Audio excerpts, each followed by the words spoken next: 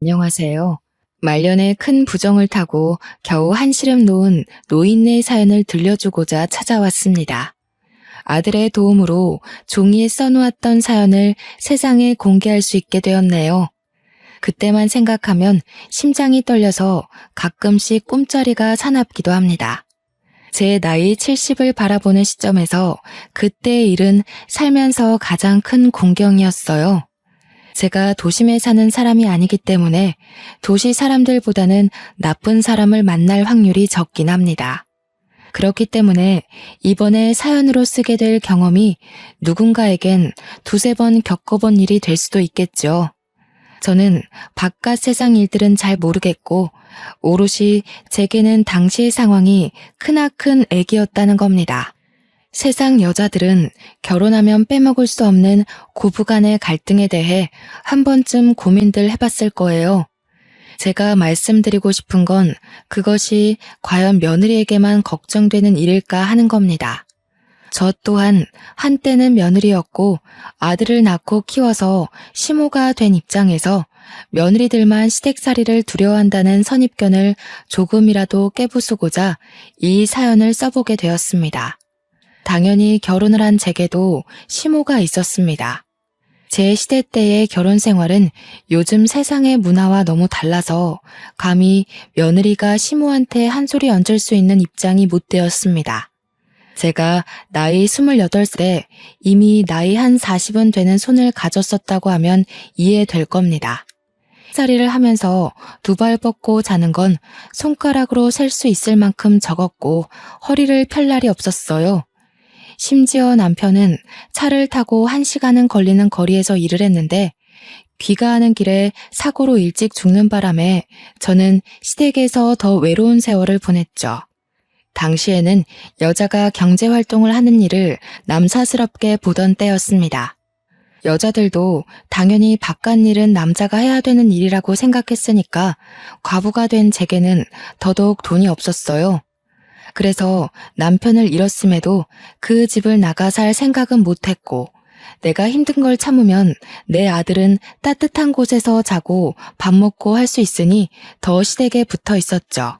그 때문에 아마 시모와 갈등이 더 최고조였을 겁니다. 손주를 여럿 보고 싶었던 시모는 자기 아들이 죽은 게 제 탓이라고 허구한 날 저주를 퍼부었습니다. 아들이 젖을 떼면서부터는 제 손으로 아들을 제대로 보듬어 본 날이 별로 없었어요. 시댁에서 손자 하나 있는 걸 아주 애지중지하며 왕자처럼 떠받들었거든요. 제가 아들을 키우면 죽은 남편이 허망하게 떠난 것처럼 손주도 잘못될지 모른다고 시모가 손도 못 대게 했습니다. 그러면서 시모는 제 아들에게 시댁의 대가 끊기지 않도록 커가는 아들에게 늘 교육하여 세뇌시켰습니다. 솔직히 저는 아들이 결혼 안 한다고 해도 상관없었어요. 결혼 문화가 이런 거라면 굳이 젊은 청춘들이 잠깐의 행복 때문에 기나긴 불행을 겪을 필요는 없다고 생각했으니까요. 제가 결혼 생활이 지옥 같았기에 제 아들은 남의 집 귀한 딸에게 이런 지옥을 주는 남편이 되길 바라지 않았습니다. 그래서 저는 시모가 죽고 나서부터 아들에게 결혼의 기역자도 꺼내지 않았어요. 시모가 죽을 날을 앞두고 제 손을 잡고서 그런 말을 하더라고요. 손자를 꼭 결혼시키라고 말입니다. 조상들이 지켜보고 있을 거고 자기도 지켜본다네요. 시모가 저에게 이렇게까지 말하는 이유는 제가 언제 한번 아들 장가에 대해 아들 입장에 맡기겠다고 결혼 강요하진 않겠다고 말씀드린 적 있었거든요. 그래서 제가 대를 끊는 원흉이 될까봐 걱정돼서 죽는 그 순간까지 제게 경고하듯 부탁한 걸 거예요. 그것 때문에 시모한테 뺨까지 맞았었는데 그 서름도 시간이 지나니 잊혀졌네요. 시모의 유언에도 불구하고 저는 아들에게 결혼을 언급해 본 적이 없었습니다. 설령 제가 지옥으로 떨어진다고 하더라도 제가 누군가의 인생을 서럽게 만들 시댁이 될 바엔 조상들에게 된통 혼이 나는 게 낫다고 생각했어요. 그런데 그 반항이 제게 정말 지옥을 내려줄지 누가 알았겠습니까? 조상들이 정말로 노했던 건지 저는 제 마음이 갈기갈기 찢기는 벌을 받게 되었는데요. 제가 아닌 바로 제 아들에게 큰 화가 일어난 겁니다. 아들은 경운기 오작동으로 경사 낮은 절벽을 구부러진 적이 있었어요. 그 사고 이후로 아들의 왼쪽 다리는 불구가 되었고 결국 지체장애 등급을 받게 되었다는 거예요. 그때부터 저는 하늘이 정말 무서웠습니다. 후회가 되고 전부 저 때문에 우리 아들이 대신 벌을 받은 것 같아서 괴로웠어요. 떠난 시모가 눈에 불을 켜고 저를 지켜보고 있었다는 것을 그때 처음 실감했습니다. 말도 안 되는 생각이란 걸 알아도 막상 청춘을 펼칠 제 아들에게 화가 생기니 이런저런 망상이 다 들더라고요. 아들도 자신에게 일어난 불행에 대해서 크게 절망을 했습니다. 당시 아들 나이가 고작 19살이었어요. 이제 성인이 되고 제게 물려받을 농산일에 큰 꿈을 가지고 있던 아들입니다. 그런데 하필 다리 장애를 얻게 되는 바람에 앉았다 일어나는 것도 주변 사물 없이 힘들어졌으니 얼마나 상심이 크겠습니까?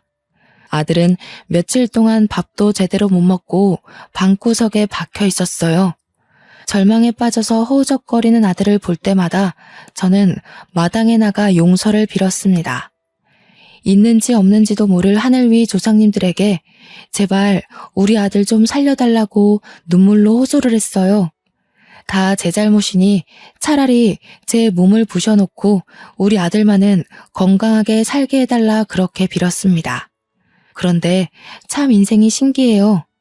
기도라고 해봤자 사실은 허공에 대고 제 마음의 위안을 얻고자 감정을 쏟아내는 건데 이게 한 번씩 통할 때가 있단 말이죠. 이럴 때마다 하늘이 제 기도를 들어줬다고 밖에 해석할 수 없는 것 같아요. 제게 그런 기적 같은 일이 생겼다는 뜻입니다. 아들의 장애가 완치된 것은 아니었고 어느 날 아들이 결혼할 여자가 있다고 소개를 시켜주더라고요. 아들이 사고 이후로는 방구석에만 박혀 있었지만 꼭 외출을 했던 경우가 있었는데 바로 병원 가는 날이었어요. 제가 한 재활병원을 추천하기 전까지 모든 걸 포기한 것처럼 행동하던 아들이 일주일에 한 번 있는 재활병원만큼은 다행히 성실하게 다니더라고요. 그러면서 어느 순간부터 표정이 밝아지는 게 보이는 겁니다. 농산일에 발길 끄는지도 오래였는데 한 번씩 눈을 둘러보기도 했고 또 제가 묻는 말에 답도 해주었고요. 실어증이 걸린 사람 마냥 입을 닫고 살던 아들이 병원을 다니면서부터 조금씩 변화하는 게 보이는데 꺼져가는 촛불이 다시 서는 느낌을 받았습니다. 저는 그게 치료의 효과라고만 생각했어요. 재활병원에 다닌 지 2달 정도가 되었을 때 아들이 제게 결혼하겠다고 말해서 이 모든 게 며느리 덕분이란 걸 알았죠. 누가 봐도 부족한 나를 아무런 편견도 없이 봐준 사람이야. 나 이 여자 아니면 다시 일어나지 못했을 거야. 그만큼 나한테 소중한 사람이니까 엄마가 꼭 결혼 허락해줬으면 좋겠어. 너무 고마운 아가씨구나. 엄마 뜻이 뭐가 중요하겠니? 아들이 좋다고 하면 결혼하는 거지. 우리 아들이 아가씨 덕분에 이렇게 기운 차렸다고 하니 내가 무슨 감사의 말씀을 해야 할지 모르겠네요. 정말 고마워요. 내가 해야 했을 일을 아가씨가 해줬네요. 아니에요, 어머님. 저는 그저 기준 씨가 좋아서 곁에 붙어 있기만 했는걸요. 다 기준 씨 스스로 의젓하게 이겨낸 거예요. 며느리는 재활병원에 막 들어간 신입 치료사였고 남편을 담당하는 선생님 옆에서 보조를 하던 치료사라고 했습니다. 며느리의 첫인상은 요즘 화려하게 치장하고 다니는 아가씨들과는 달리 딱 봐도 인상이 순하고 참한 것이 얌전한 성격 같더라고요. 아니나 다를까 얼마나 깍듯한지 저와 대화하는 내내 무릎을 꿇고 있길래 바로 앉으라고 하니까 계속 그 자세가 편하다며 고집하고 있는 거 있죠. 제가 하는 말에 경청도 잘하고 자칫 잔소리로 들릴 수 있는 제 조언도 반응을 잘하는 거 아니겠습니까? 저를 시어머니로 보니까 아무래도 바짝 긴장하고 있는 것 같았어요. 저는 착한 며느리를 보면서 저의 지옥 같던 시댁살이가 문득 떠올랐습니다. 저도 아무것도 모르고 시집을 가서 거의 종살이 하듯 시댁에게 모든 걸 맞춰줬었는데요. 며느리도 저처럼 저희 집에 모든 걸 맞춰줄 것처럼 마음가짐과 태도가 한없이 착하더라고요. 그걸 보면서 며느리도 저처럼 스트레스 받을까봐 얼마나 걱정이 되던지. 저는 과거 제가 받았던 상처를 며느리에게 되물림하지 않도록 노력하기로 했습니다. 며느리는 역시 첫인상처럼 요즘 애들 치고 너무 성실하고 착했습니다. 요즘 젊은 여자들은 과거 여성 분위기와 달라서 자신을 위해 투자하고 야망 가득한 꿈을 꾸잖아요. 그런 세상에서 우리 며느리는 굳이 알아서 자신만의 커리어를 내려두고 집안 살림과 아들의 내조에 신경을 썼어요. 현모양처라고 하던가요? 제 며느리가 딱 그 짝이었습니다. 며느리 힘들까봐 저는 며느리에게 집안일을 일체 시켜본 적도 없고 시킬 생각도 없었는데 며느리가 자꾸만 쉬지도 않고 정돈하고 청소하고 성실히 움직이는 거 아니겠습니까? 아가, 좀 쉬어라. 일주일에 한 번만 닦아도 아무런 문제 없어. 어제도 열심히 닦았으니 다음 주까지는 반질반질 할 거야. 안 돼요, 어머님. 남편한테 어머님 기관지 안 좋다고 들었단 말이에요. 먼지가 아무것도 아닌 것 같지만 얼마나 치명적인데요. 어머님 연세도 있으신데 병원 가는 일은 줄여야죠. 제 아들 챙겨주는 것도 충분히 고마운데 며느리는 제 걱정까지 알아서 해주며 저를 심으라고 어떻게든 모시려고 했습니다. 제가 아무리 며느리를 편하게 해주고자 마음먹어도 며느리가 저렇게 솔선수범 나서는데 어떻게 맞겠어요? 자기가 좋아서 하는 거라고 걱정 말라고 하니까 계속 나무랄 수도 없었습니다. 그래서 제가 선택한 방법은 같이 하는 거였어요. 며느리가 식겁하면서 저를 긋고 말리긴 했지만 나도 내가 좋아서 하는 거라고 그렇잖아도 운동 필요했는데 같이 운동한다고 생각하니까 재밌다고 해버렸습니다. 그랬더니 한날 며느리가 저더러 자기랑 운동 다니지 않겠냐고 하는 겁니다. 저는 그때 처음으로 요즘 세상이 어떻게 돌아가고 있는지 눈으로 볼 수 있었습니다. 며느리랑 백화점을 구경하기도 했고 문화센터 같은 데 가서 일일 수업도 받아보고 미용실 가서 머리도 했어요. 오랜만에 보는 도시 모습은 정말 요란하긴 하더라고요. 한 번쯤 세상 구경한다고 가보는 건 좋았지만 도시에서 살라고 하면 적응은 못할 것 같았습니다. 그래도 며느리 덕분에 도시 구경했더니 기분 전환은 되답니다. 그리고 돌아온 길에 보니까 읍내 쪽에 글공부 학원이 생겼더라고요. 근방에 아이들보다 노인 수가 많다 보니까 노인을 위해서 만들어진 작은 학원이었습니다. 그걸 보면서 며느리가 저더러 글 공부한 적 있냐고 물어보더라고요. 당연히 그런 걸 했을 리가 있겠습니까? 저는 양성차별이 심하던 시대에서 청춘을 보냈고 저희 친정 부모님도 여자는 선천적으로 공부머리 없다고 책 읽는 것마저 눈치를 줬는걸요. 그러니까 제 말은 글 공부를 하고 싶다는 게 아니라 그냥 할 기회가 없었고 뒤늦게 하기엔 나이가 너무 늙어버려 그런 것에 욕심 없다고 말했을 뿐입니다. 그런데 제 사정을 듣던 며느리가 잘 됐다고 하면서 갑자기 저를 끌고 가는 게 아니겠어요? 그 노인학원을 들어가서 개인사비로 저를 등록해주는 겁니다. 아이고 아가 난 됐다. 내가 지금 나이가 몇인데 글 배워서 뭐 하겠어. 나는 그냥 더 바라는 것 없고 아들이랑 너랑 오순도순 잘 사는 것만 보고 가면 돼. 무슨 소리예요 어머님. 저보고는 요즘 사람치고 너무 야망이 없다고 뭐라도 배우라고 하셨잖아요. 어머님도 요즘 세상에 살고 있는 사람 아니에요? 그리고 글 배워놓으면 앞으로도 다른 사람 찾지 않아도 혼자 우편물 읽을 수 있고 문자도 읽을 수 있고 얼마나 좋은데요. 학원은 일주일에 2번만 가면 되는 거라 그리 부담도 없었고 가더라도 1시간만 공부하다 오면 되는 거라서 몸이 힘든 일도 아니었습니다. 솔직히 공부하고 싶은 욕망은 언제나 마음 한켠에 있었거든요. 하지만 정말 나이 때문에 애써 단념하고 있었어요. 다 늙은 나이에 글 공부해서 뭐하나 살 날도 얼마 안 남았을 텐데 이런 아니란 생각만 하면서 저의 꿈 같은 목표를 묻어두기만 했습니다. 목표를 성취하려면 굉장한 마음가짐을 갖고 출발을 해야 된다고 생각했어요. 그런데 며느리가 저를 학생으로 덜컥 등록해버렸는데 목표를 향해 출발하는 것이 생각보다 쉬워서 솔직히 당황했습니다. 나이 70 다 되어가면서 그렇게 저 자신을 생각해보고 저 자신을 위해 투자를 해본 건 글 공부가 처음이었어요. 며느리를 만류하긴 했지만 솔직히 진심으로 설렜습니다. 며느리에게 고마워서 제가 용돈으로나마 마음을 표현하기도 했어요. 그때마다 며느리는 제가 주는 돈을 한사코 거절만 하더라고요. 우리 아들도 그렇고 나도 그렇고 너 없었으면 이렇게 웃으면서 못 지냈을 거야. 내가 아들한테 늘 미안한 마음으로 살았는데 너가 우리 아들 옆을 지켜주는 덕에 얼마나 마음이 놓이는지 몰라.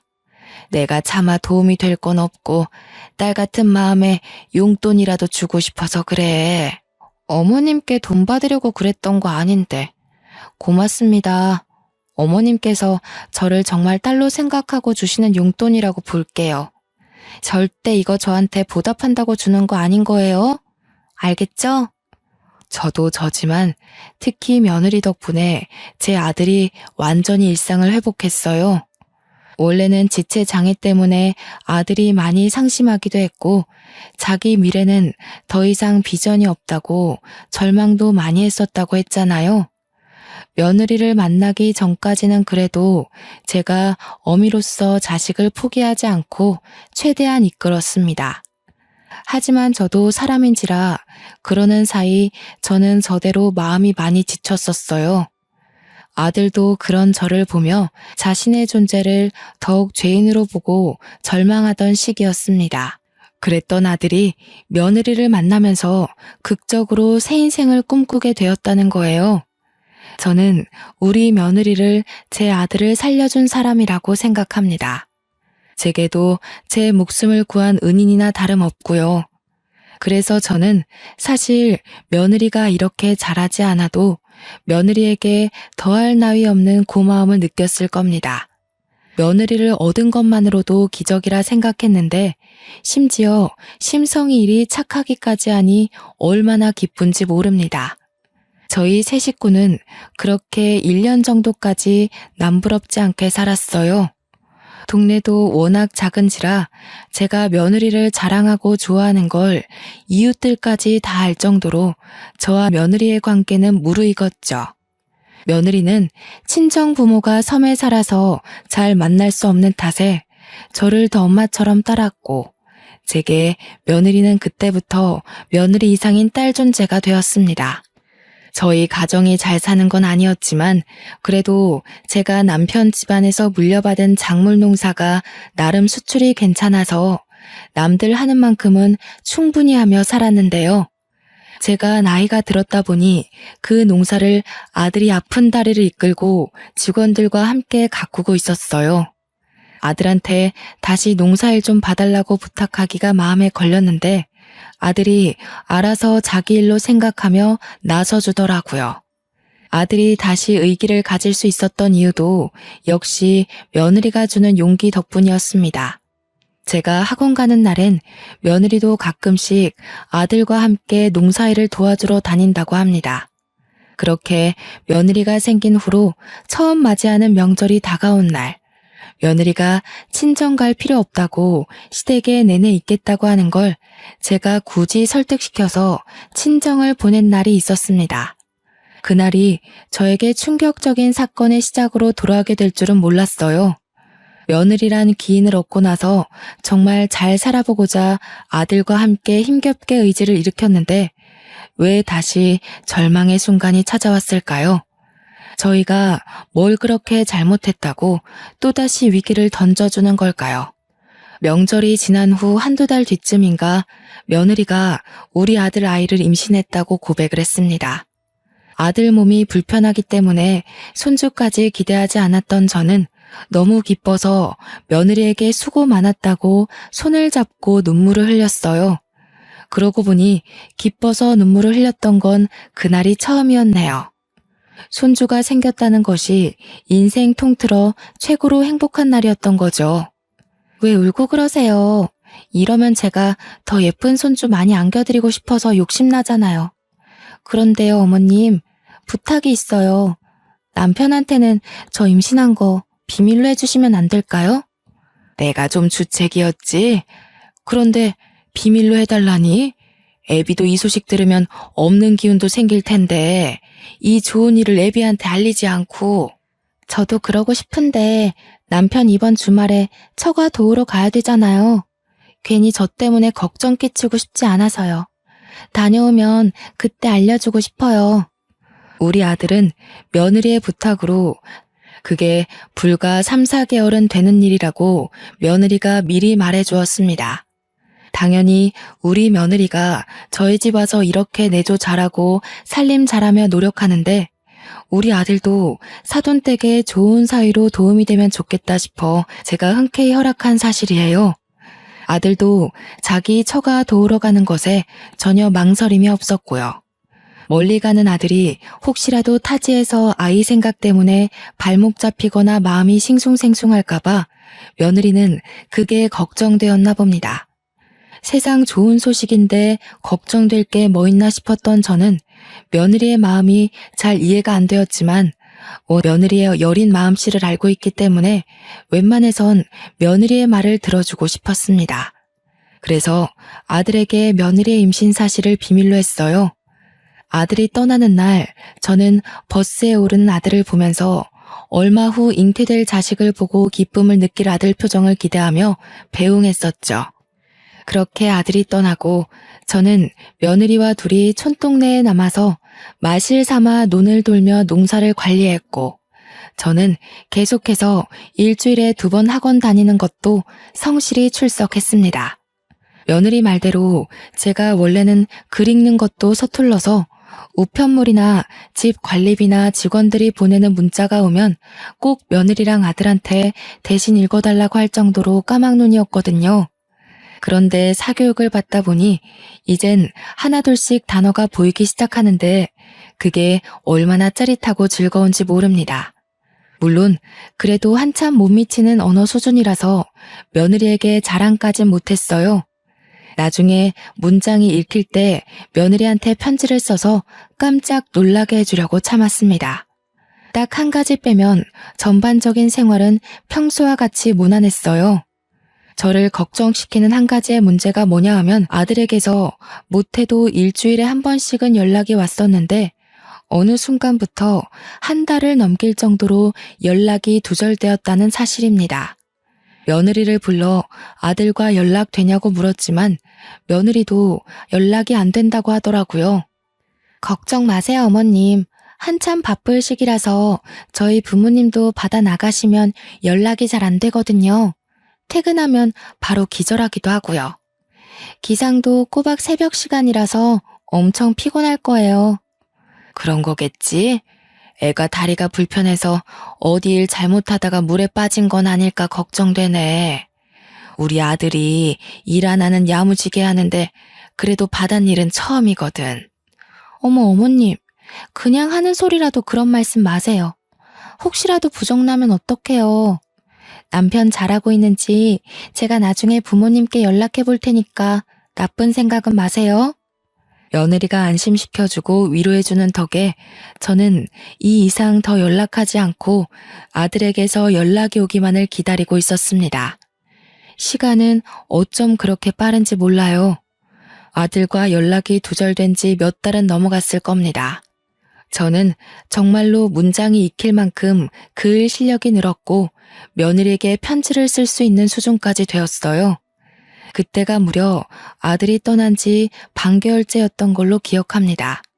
제가 그나마 마음을 놓을 수 있었던 건 아들이 제겐 연락 없더라도 며느리한테는 연락을 줬기 때문이었어요.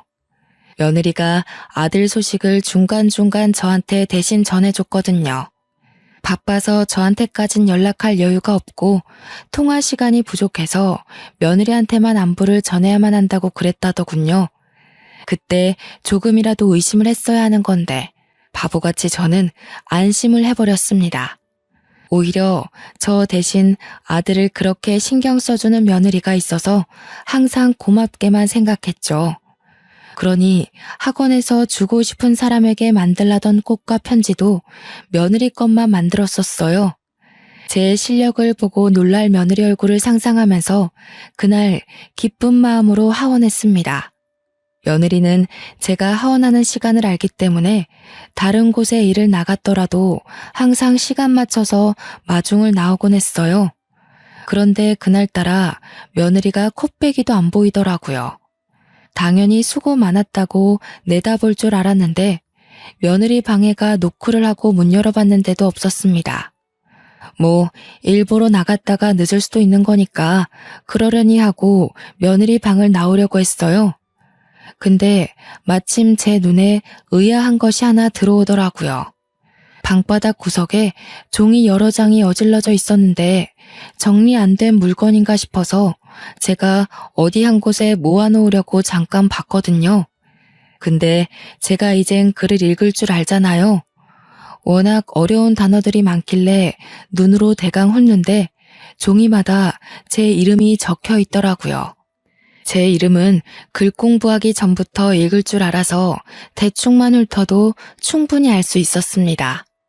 내 이름이 여기 왜 있을까 싶어서 곰곰이 종이를 들여다보는데 언제 들어온 건지 며느리가 제 손에 든 종이들을 획 뺏어가더라고요.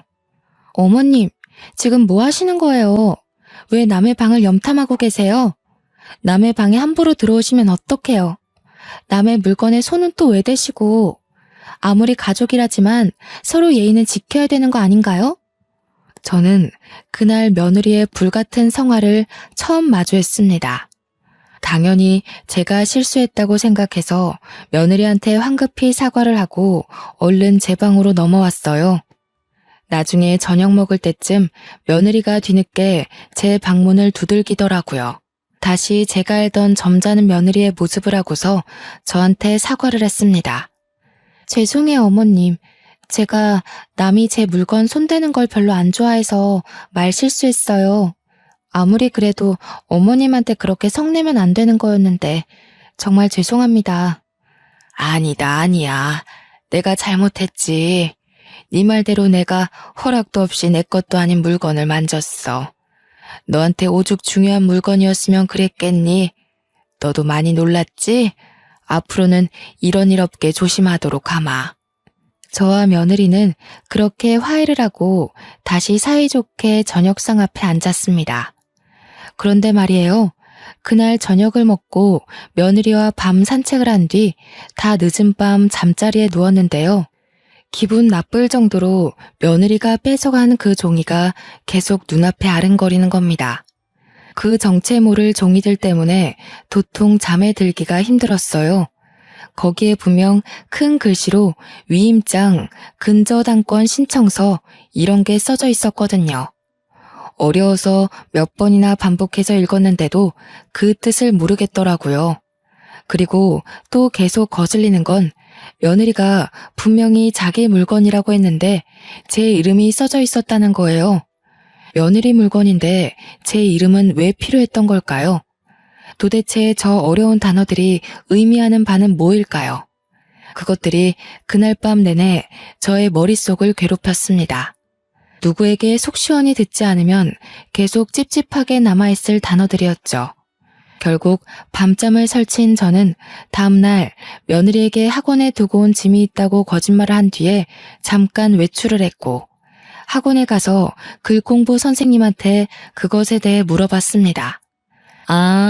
만약 어머님께서 토지 재산을 가지고 있다고 가정해보면요. 그 토지를 담보로 대출할 때 준비해야 되는 서류들이에요. 위임장의 경우는 어머님이 대신 대출 신청을 못할 일을 대비해 다른 사람에게 권리를 위임한다는 증명서고요. 대출이요? 나는 대출할 일이 없는데. 그런 종이들 속에 내 이름이 있으면 그거 내가 허락했다는 의미가 되는 건가요? 그렇죠. 어머님 앞으로 대출이 되는 거예요. 담보로 대출을 할 정도면 꽤 큰 액수겠는데요. 근데 그런 건 어디서 듣고 오셨어요? 저는 처음엔 선생님이 설명해 주는 것을 바로 이해하지 못했습니다. 대출에 관련된 서류를 왜 며느리가 가지고 있고 왜 나한테는 말도 없었으며 뭐 때문에 내 땅을 담보로 돈을 빌린 걸까 하나도 시원하게 알아채는 것이 없었죠. 그저 이게 다 사실일까 싶어서 복잡한 생각에 혼란스럽기만 했습니다. 선생님은 제 표정을 보고 더 놀랐는지 혹시 무슨 일 있냐고 바로 물어보더라고요. 저 스스로도 정리되지 않은 일들이라 선생님한테 무어라 설명도 못하고 일단 나중에 다시 오겠다고 한 뒤에 집으로 돌아갔습니다. 며느리는 또 집에 없었습니다. 기회라고 생각했어요. 저는 저번처럼 며느리 방을 몰래 들어가 그때 그 서류들을 찾아봤습니다. 방이 그렇게 큰 것도 아니었고 가구가 많은 것도 아니었거든요. 그런데 이번에는 아무리 뒤져도 서류들이 안 나오는 겁니다. 그렇게 수납장과 옷장을 뒤지다가 알게 된 건 서류가 아니라 며느리 짐이 없어졌다는 거였습니다. 순간 등골이 오싹해지더라고요. 한참을 며느리 방에 서 있다가 급하게 며느리한테 전화를 해봤어요. 두세 번 전화를 해도 며느리 전화가 꺼져 있다고만 하더군요. 도대체 이게 무슨 일인가 싶었습니다. 제가 생각하는 상황이 맞나 의심도 되었어요.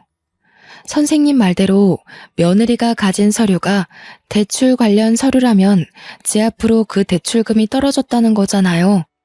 그 생각이 들자 저는 이럴 게 아니라 은행에 가서 제 대출 현황을 알아봐야겠다고 생각했습니다. 동네에 은행이 하나밖에 없어서 저랑 며느리가 같은 은행을 사용했다는 건 천만다행인 일이었어요. 은행 가서 제 앞으로 된 대출 현황을 조회해보니 세상에나 무려 4억의 돈이 빠져나가 있었지 뭡니까. 충격받은 저는 크게 뛰는 심장을 부여잡고 은행원에게 따졌습니다. 이게 뭐예요? 선생님, 이거 제가 빌린 거 아니에요. 당사자가 맞는지 신분증 확인도 안 했어요? 이거 다 물러주세요. 저는 이런 돈 빌린 적 없습니다. 제 말에 당황한 건 은행원도 마찬가지인 듯 했습니다. 은행원은 그저 위임장을 받고 절차대로 했을 뿐이라며 제게 증거 자료도 보여줬어요. 위임장에는 제 도장이 찍혀 있었고 며느리 이름과 제 이름이 나란히 기재되어 있었습니다. 며느리가 제 인감 도장까지 훔쳤나 봐요. 이러니 제 사정을 모르는 은행에선 절차대로 했을 뿐이라는 말 사실 맞잖아요. 제가 은행에서 해결할 수 있는 건 아무것도 없었습니다. 금방이라도 무너질 것 같은 다리를 버티며 은행을 나온 저는 일단 다시 집으로 돌아갔습니다. 그러자 그때 저랑 친하게 지내던 부동산 아줌마가 어머니 하고 튀어나와서는 여느 때처럼 저를 반갑게 부르더군요. 아유, 우리 어머니 누가 마음 좋은 거 모를까봐 며느리를 끔찍이 아끼는 것 좀 봐.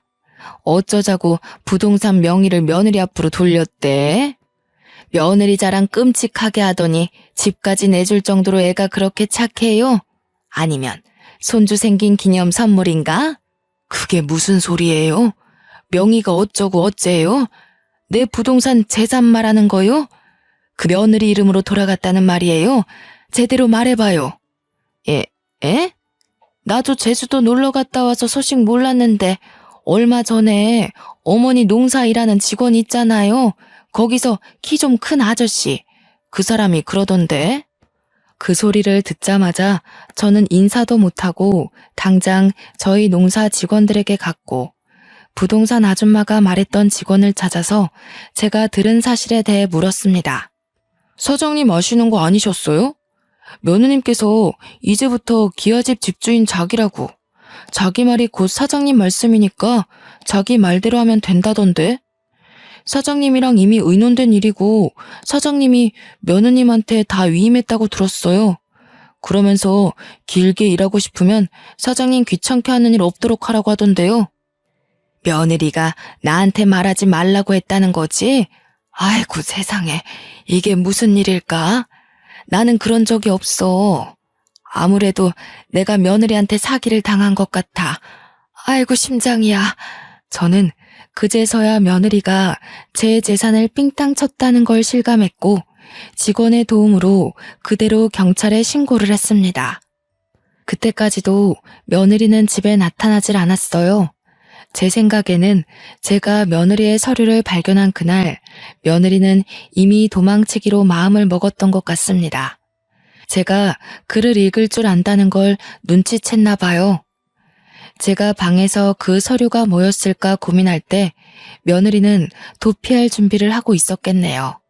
직원들이 제 곁을 같이 지켜줘서 저는 경찰한테 아는 대로 최대한 증언을 할 수 있었습니다. 뒤죽박죽이었지만 모든 사실을 밝힌 저는 경찰과 함께 집으로 돌아갔고 경찰들은 며느리 방을 뒤졌어요. 그렇게 정신없는 상황에서 문득 아들이 생각나더라고요. 며느리가 그렇게 도망을 가버렸다면 사돈댁에 가 있는 내 아들은 어떻게 되는 거지? 싶어서 금세 불안감이 증폭되었습니다. 저는 경찰한테 가서 우리 아들 좀 찾아달라 급하게 사정했어요. 경찰과 함께 서해 가서 아들 폰을 위치 추적했거든요. 그런데 경찰 말이 제 간을 떨어뜨리고 말았는데요. 아들 폰에서 추적이 중단된 지가 몇 개월 되었다고 하는 거 아니겠습니까? 경찰이 말해주는 시기가 언제랑 일치했냐면 저와 아들 사이에 연락이 끊기고 며느리가 대신 아들의 안부를 전해줄 때랑 같았습니다. 그렇다는 건 그때부터던가 그보다 전부터이던가 아들에게 위험이 생겼다는 거 아닙니까? 경찰 말로는 만약 제가 증언한 모든 말들이 사실로 판명된다면 아들의 위치가 불분명해진다는 것 또한 며느리의 계략일 거라고 했습니다. 그 얘기를 듣는데 다리에 힘이 확 풀려버리더라고요. 실수는 내가 했는데 왜 또 우리 아들에게 화가 내려졌는지 저는 하늘을 원망했습니다. 모든 게 며느리의 짓이라는 것이 밝혀지는 데는 그리 오래 걸리지 않았습니다. 며느리가 그렇게 막 용의주도하진 않았거든요. 아마 제가 늙은 노인이라서 쉬운 상대라 생각했기 때문에 빈틈을 많이 만들지 않았나 싶습니다. 동네 사람들까지 제 사정을 알고 같이 도와주기 시작했고 저는 덕분에 긴 시간 들이지 않고서 며느리를 잡았다는 소식을 들을 수 있었어요. 경찰서에 갔더니 며느리가 웬 험상궂게 생긴 아저씨랑 같이 앉아 있더라고요. 이 두 사람이 김현숙 씨의 재산을 빼돌려서 중국으로 도피하려던 걸 잡아왔어요. 조사해보니까 사문서 위조에 땅 문서까지 훔쳤네요.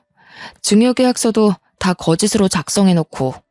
그러니까 둘은 원래 연인 사이이고 저 배불뚝이 아저씨의 계략으로 며느리가 우리 집에 시집와서 재산 빼돌릴 목적으로 우리 장애 아들을 꿰었던 것이었어요.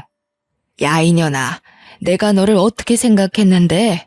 아들보다 더 믿고 아들만큼이나 아꼈는데 네가 어떻게 나한테 이러니? 너 그럼 이 임신 뭐야? 이 아이도 설마 우리 아들이 씨가 아니라 저놈 씨야? 이 썩을 놈들, 내 아들은 어쨌어? 그래서 내 아들 어디로 보냈어?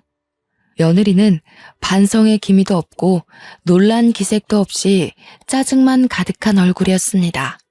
고생해서 차린 밥상이 엎어진다면 딱 그 표정일 것 같더군요. 제가 며느리를 잡고 흔들자 며느리가 제게 욕을 하면서 제 손길을 확 뿌리치는데 정말 다른 사람 보는 줄 알았습니다. 그래도 저와 동행해준 이웃분들이 중심 못 잡는 저를 붙잡아주고 저를 대신해서 며느리한테 욕해준 덕분에 저도 용기를 더 낼 수 있었어요. 며느리의 등짝을 계속 패며 원망했습니다. 경찰이 말리기 전까지 저희끼리는 무척 난장판이었죠. 결국 며느리와 배불뚝이 아저씨는 그 자리에서 구속이 되었어요. 중국으로 도피하다 붙잡힌 거라서 아직 제게서 앗아간 재산을 쓰지 못한 상태였던 건 정말 하늘이 도와준 운이었어요. 정말 다행히도 저는 저의 재산을 고스란히 돌려받을 수 있었습니다. 그리고 며칠 뒤 엄청난 수소문 끝에 우리 아들을 찾았다는 소식을 들었는데요. 저는 또 경찰서를 방문했습니다. 그곳에서 근 6, 7개월 만에 만난 아들을 얼싸 안았어요. 아들한테서 비릿한 냄새가 심하게 나더라고요. 아들 얘기를 들어보니 아들도 며느리한테 배신당했다는 걸 섬에 도착했을 때 알아챘다고 합니다. 섬에 도착했는데 친정은커녕 마을 자체가 가정적인 분위기는 전혀 없는 곳이었대요.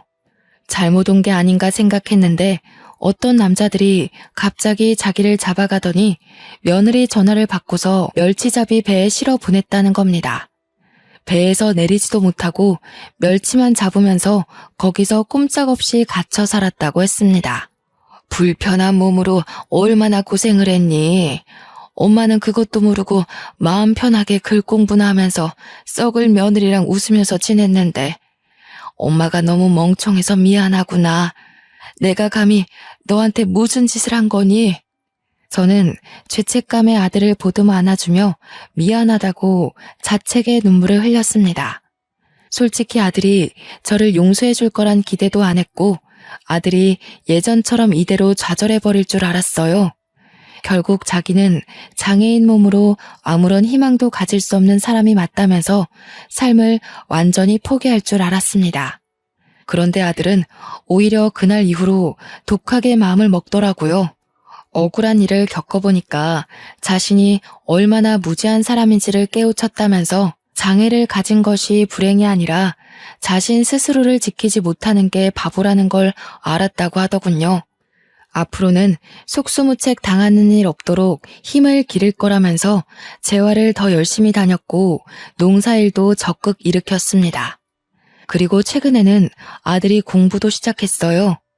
아는 것이 힘이라는 걸 제대로 느끼긴 했나 보더라고요.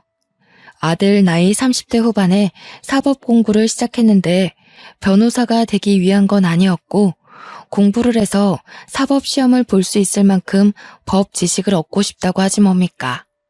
어떤 쪽이든 저는 상관이 없었습니다. 그저 아들이 무너지지 않고 자신의 미래를 위해 도전하게 된 것만으로도 안심이에요. 혹시라도 아들이 실패한 결혼에 상심하진 않았나 걱정되어 슬쩍 물어본 적이 있었는데 아들 말로는 상심을 하긴 했지만 그 일 덕분에 살고자 하는 의지가 생기더랍니다. 그러면서 결혼이 자신의 인생을 바꿔줄 최고의 수단은 아니라고 생각했기에 과감히 결혼에 대한 미련을 버렸다고 했어요. 현재는 아들이 주변에 있는 사람들에게 베풀자는 마음으로 지내고 있는데 참 보기 좋습니다. 이웃들도 은근 아들의 기분을 많이 눈치 봤었거든요. 저희 동네는 이웃들도 참 착한 분들이라서 아들이 상처받지 않도록 분위기를 잘 맞춰주었어요. 그렇게 마음 써주는 모든 분들에게 고마워서 제가 따로 동네 사람들에게 떡을 돌리기도 했네요. 크나큰 애군을 느낀 지 겨우 몇 개월밖에 지나질 않아서 저는 아직도 한 번씩 그때 생각에 심장이 두근거립니다. 이후로 통장은 저만 아는 곳에 꽁꽁 숨겨뒀어요. 제가 언제 세상을 뜰지 몰라서 아들과 제가 알만한 곳에다가 감춰놓고 하루하루 점검을 하고 있습니다. 이 재산이 곧 저의 아들 미래를 도울 자원이지 않습니까?